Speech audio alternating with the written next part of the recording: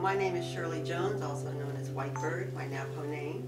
And my name is Scott McBeth, and my nickname is Balu, B-H-A-L-U, which is Sherpa for bear, because I'm kind of pudgy and full of hair.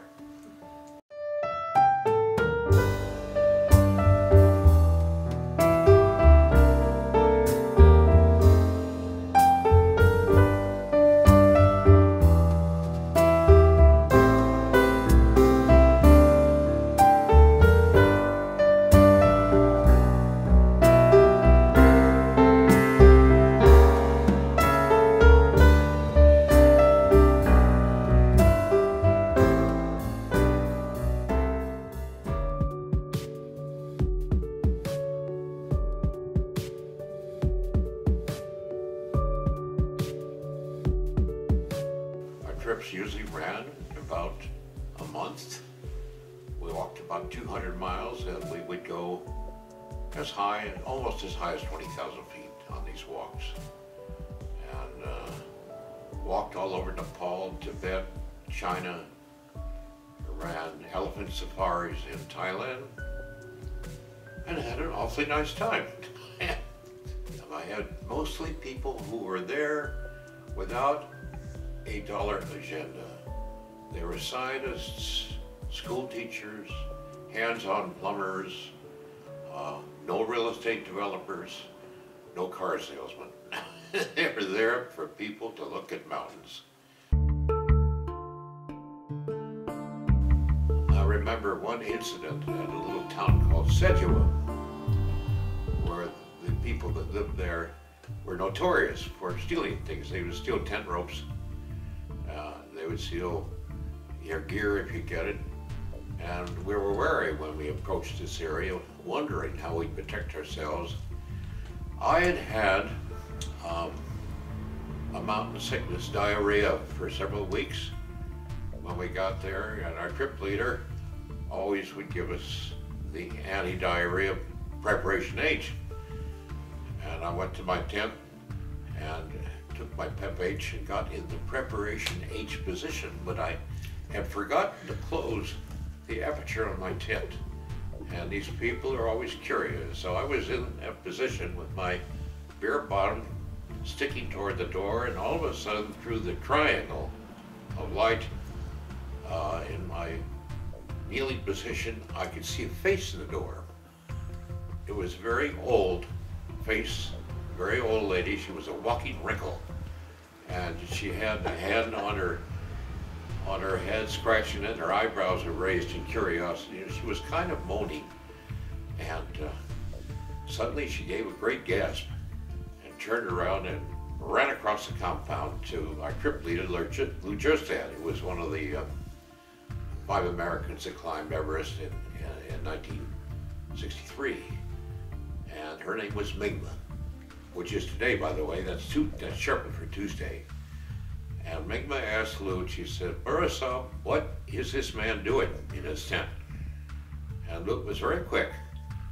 He said, "Migma, he is performing a holy ceremony. We call it a puja, and he is blessing your village.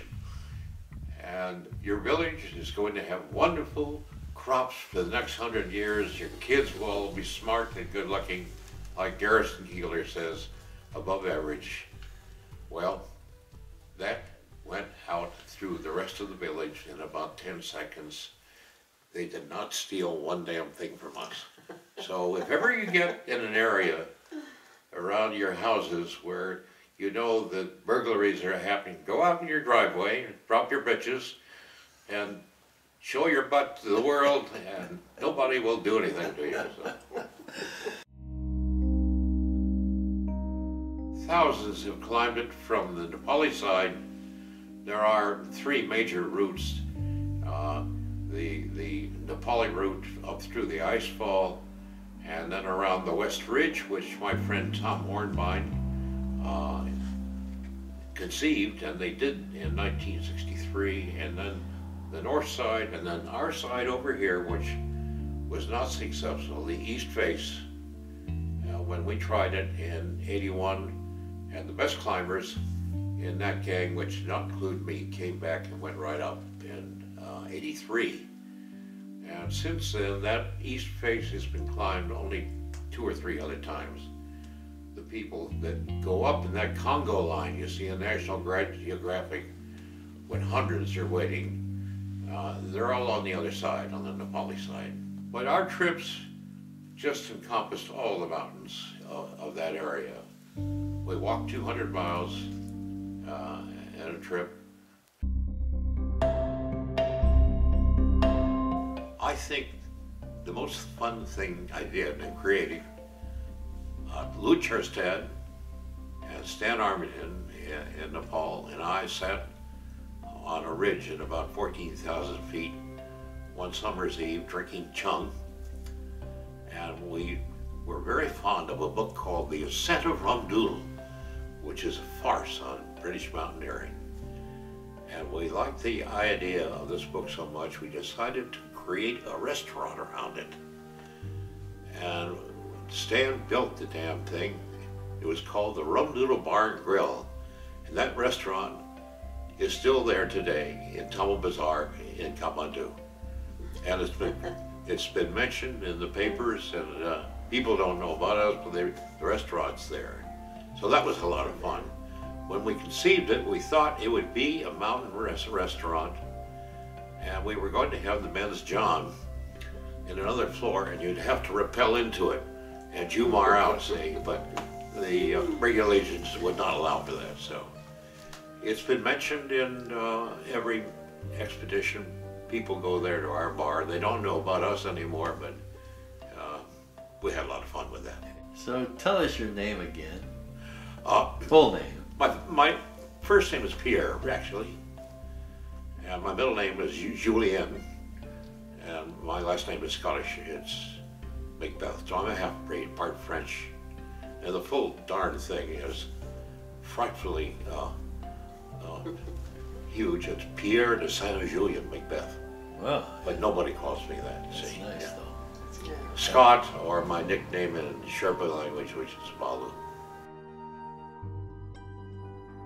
So time is not wasted in bars. We met in a wonderful bar, and somebody had told Shirley about me, and somebody had told me about Shirley. We met and started swapping lines right away. Oh. See? Down at Rocky Point. Rocky Point, mentioned Rocky Point, and we talked about places we have been. Have you been there? Have you been there? And what'd you do there? We're good pals. We like to walk and hike. Right. So Scott, at your age, you're still walking, hiking, 86 years old? I had a stroke, James, last year, about a year ago, and I'm just beginning to get over it. Shirley helped me. I called her, and she came down to help me up, and then I realized I had a stroke, and I called 911, and she's been kind of my support system on that. So yeah, He gets around. We just went to Yosemite, so. oh. Yeah, it's lovely. she had not seen Yosemite before. See, I'm still a guy.